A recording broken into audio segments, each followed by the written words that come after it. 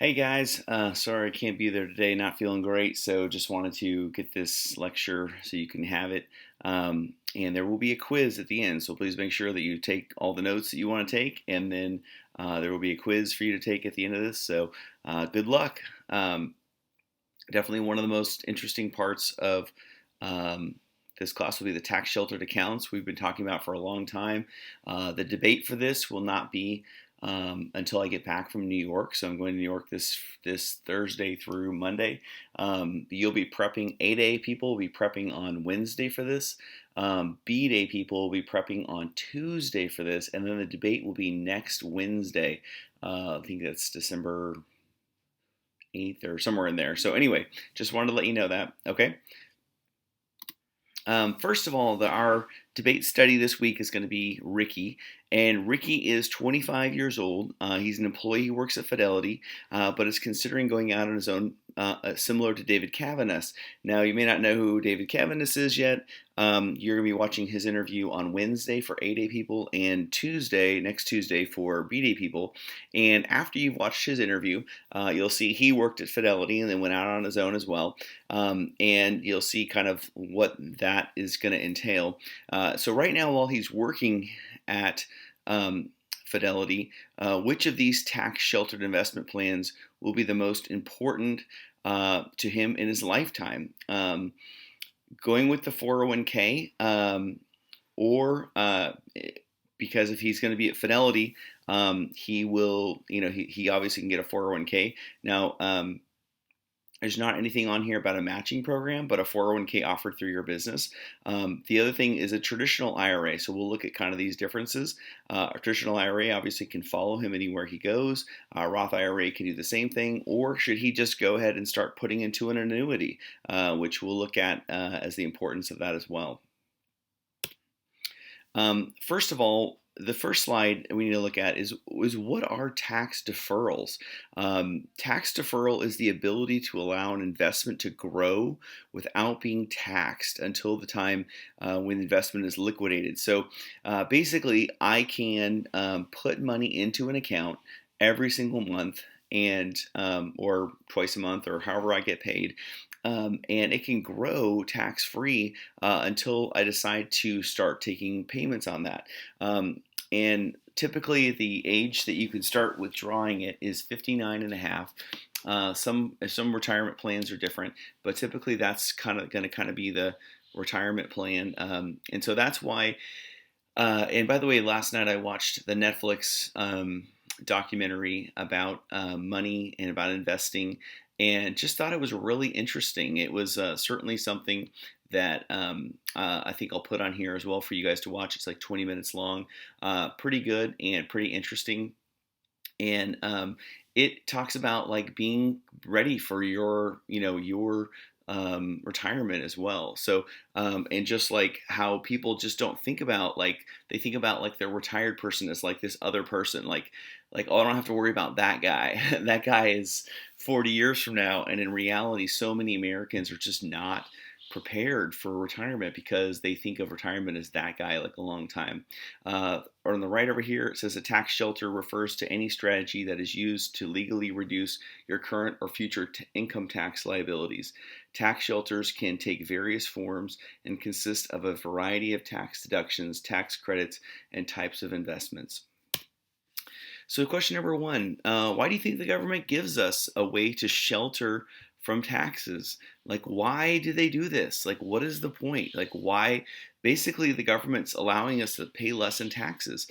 You know, why would they want to do this? So, take a second and write down a couple arguments as to, or a couple responses as to why you think the government would want to let you do this.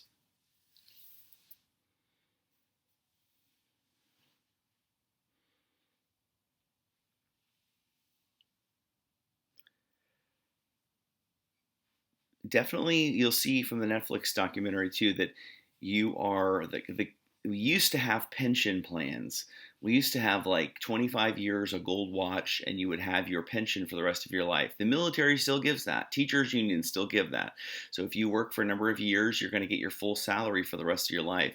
But that is not normal in a lot of other professions, or any professions really. Like if you go to work for Fidelity, they're not going to give you that, because people, it works on both sides. The company, first of all, uh, doesn't want to be like in a position where they can't release you or cut you or downsize and get rid of you, especially if you become too expensive. If you become like one of the most expensive employees there, then they're certainly not going to want to keep you going.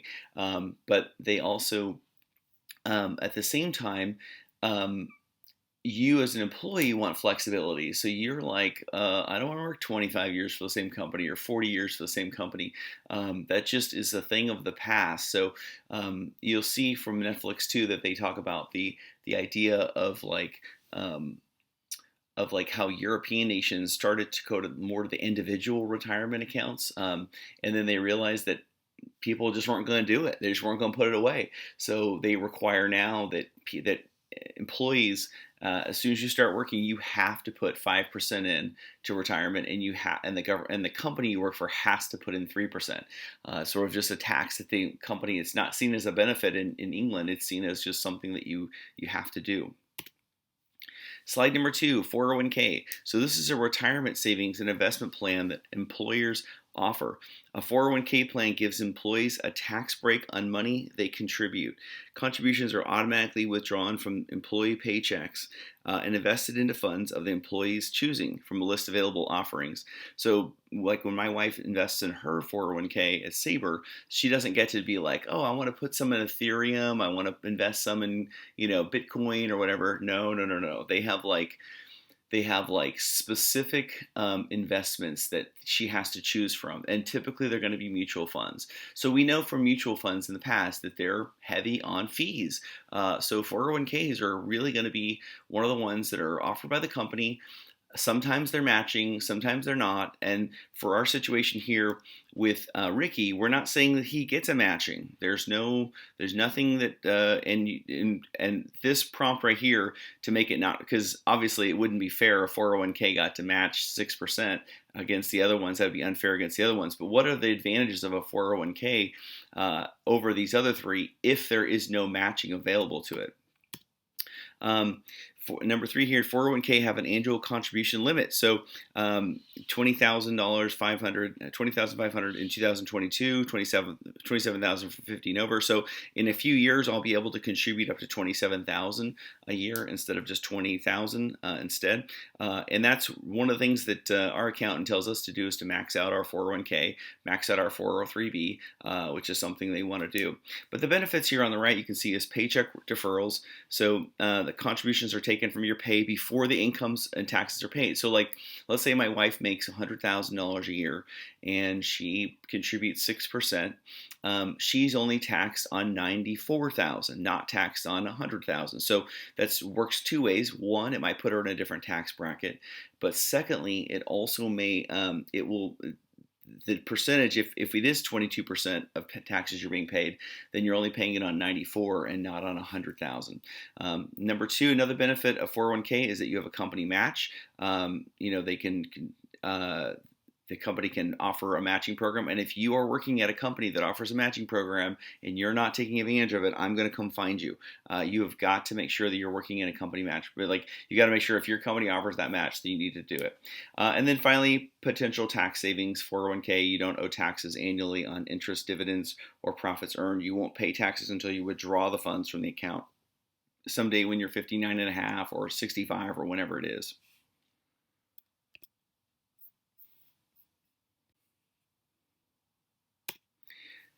Okay, so let's take a look at 403B. I'll make sure this is recording. Okay, good.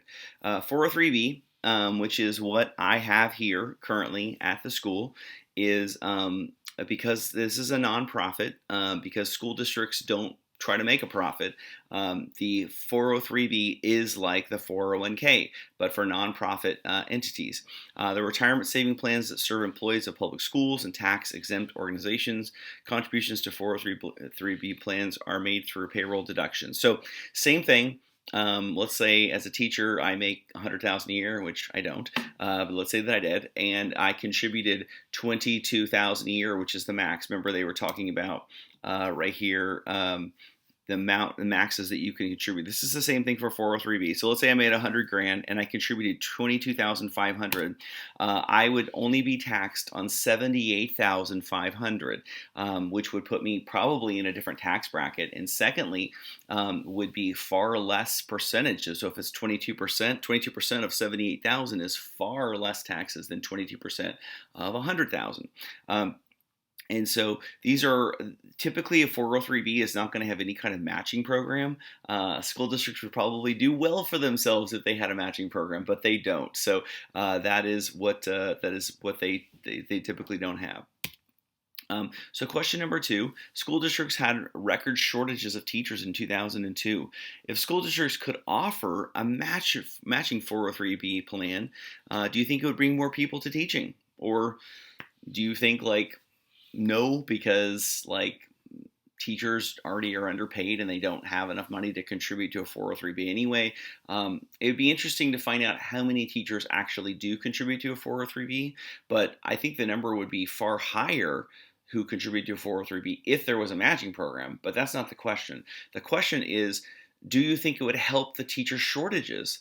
And so if you say yes to this, then you're saying you as a Coppell resident and an employee of McDonald's or wherever you work are going to be taxed more so that those contributions can be maxed? Or do you feel like, nope, I don't want to be taxed more, let there be shortages of teachers, not my problem? How do you answer that question?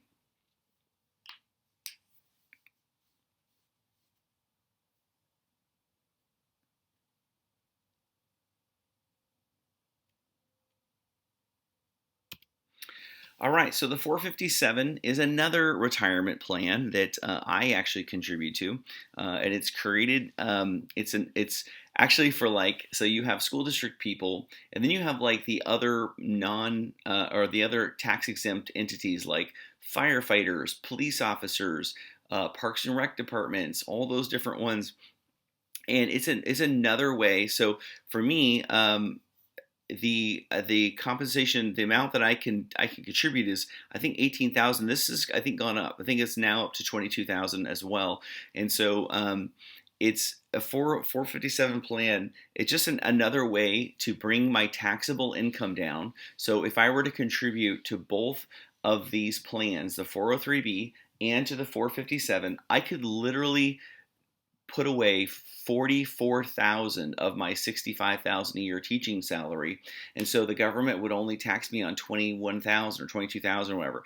And so because of that, I would pay very, very little in taxes. Now the problem is you need enough money to live on. So people just don't. Most teachers don't contribute to a 403b and a 457 because you got to pay your mortgage payments, you got to pay your car payments, you got to pay your credit card and your student loans and all sorts of things. And so most people just can't afford to max a 457 and max a 403b.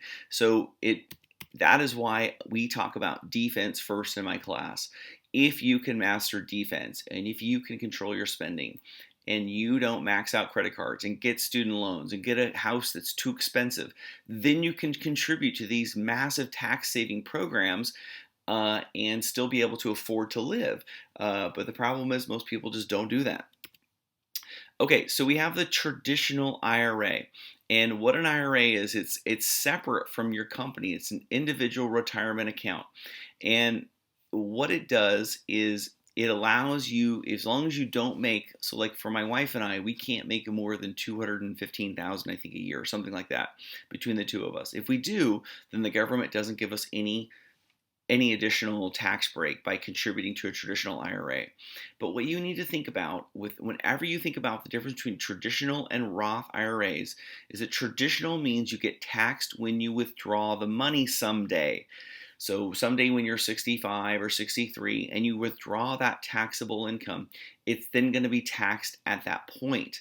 But the idea is that when you're 65 and you're retired, you're not making a lot of money. So your tax bracket, instead of being 22%, it would now be 10%. So you're going to be able to withdraw money when you're making very little money as a retiree. And so you can, so really with a traditional IRA, so like a 401k, when we look here, 401k is like I can only put it into mutual funds. Really, that's all my wife's company will let her contribute to. There's very little flexibility there. But with a traditional IRA, I can put it into crypto. I can put it into stocks, bonds. I can put it into ETFs. I can put it into anything I want. To where I want to see it grow that money for myself. There's and really, like, especially if our guy here, Ricky, is thinking about leaving Fidelity and going somewhere else and starting his own thing, then having a traditional IRA might be a good idea, because then he can just contribute to it every year regardless of where he works. It's just something he does every year. He puts in, and by the way, the max for this is $6,000 a year, so not a huge benefit, $6,000. Whereas a 401k, you can contribute $20,000 per year, but not everybody has that amount of money. So you may say to me, well, Mr. Simpson, we just want him to have a place where he puts his money every single year and it grows every single year no matter what. And that would be the benefit of the traditional IRA. The Roth IRA is different in that right now, what we're thinking is that your tax bracket will be lower now than it is when you retire. So let's say, for instance, for my wife and I, when we retire at 60 or whatever, and we are making more money then than we ever did, because we have rental income, we have a small business, we have all sorts of things that are contributing to our taxable income. And so what we can do now is, instead of taking the tax break now, we can pay the taxes now. So we can pay the taxes on, let's say, for instance, I buy a SPY ETF, and it is $500 a share, and I buy it, and over the next 15 years, between now and when I retire, it goes from 500 to $1,500 a share. That $1,000 I don't get taxed on the growth of it, and I don't get taxed when I withdraw it. So I could literally take that money out anytime I want, and I don't get taxed on it at all. So it's just another way to be able to have contribute post-tax incomes to invest, pay no taxes on the money when you withdraw. This is ideal for a lot of earners, because especially for our guy here, he is at the beginning of his career, and he's probably not making a ton of money yet with Fidelity. And so if he were to get taxed now on his Roth, it may be better than when he is 60 years old with his traditional IRA and being taxed later. It just depends on what you think your taxable income is going to be when you're older.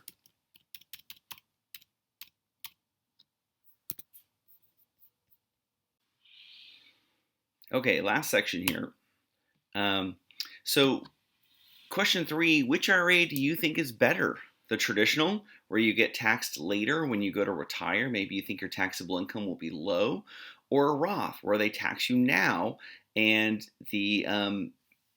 you get taxed immediately right now, so there's not a huge tax advantage now, but you can let that money grow from 500 to 1,500 or whatever on those shares of SPY, and later on you won't get taxed on that. Which one do you think is better?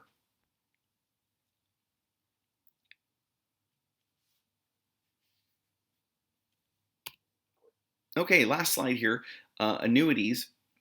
So annuities are really interesting, because what you do is you pay in your money every month, or a big lump sum. Let's say you get an inheritance of like $100,000, and you pay your money in to the insurance company.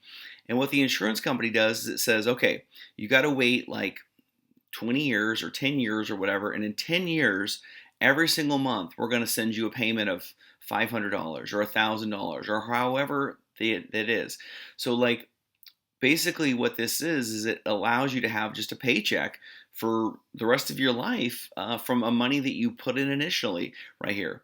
For some people, it's really great. Like, if you don't want to manage rental properties and you have $500,000 and you're like, well, Mr. Simpson, I don't want to go buy a rental property because then I got to deal with tenants and all sorts of other junk. Instead, I'd rather just go buy an annuity, and then for the rest of my life, it's going to go up in value, or it's not going to go up in value, but it's going to be paying me every single year. The problem at paying every single month, or bi-monthly, or every 6 months, or every year, however the annuity is set up. The problem with annuities is that it doesn't like factor for inflation. So let's say, for instance, 20 years ago, they said, we're going to pay you $500 a month. And you're like, woohoo, $500 a month. That's awesome. Well, now in 2022, $500 a month is not that great. And so you may be saying to me, well, Mr. Simpson, it's not going to go. Now, there are some annuities that are going to be able to do some of these things that are a little more sophisticated, but they are more sophisticated. And sometimes you don't get this through your investment guy. You get this through your insurance broker. So the guy that sells you your auto insurance, the guy that sells you your homeowner's insurance, he is the one or she is going to be the one that sells you the annuity. And so it's an insurance product. So the idea is, will I outlive my money? Like, if they're paying me $500 a month for the rest of my life and I live 5 years, well, then the insurance company made bank on me, because I put in 100 grand, and $500 for 5 years is not going to be making that up. But if I live 50 years, then I'm probably outliving this money and I'm doing pretty good. So annuities are an interesting one as well for him to contribute to him. That's why they show up here like a lot of lottery winners. They can get their money paid out to them over time, which is basically like an annuity. They put it out there so that you will have, so you'll get a payment every single month, as opposed to one big lump sum as well. Okay, so this is Ricky. And for those three debate teams, which we'll talk about when I get back to class, which teams those are the mid-tier teams, you will be debating this out. So I'll be talking about that when I get back. All right.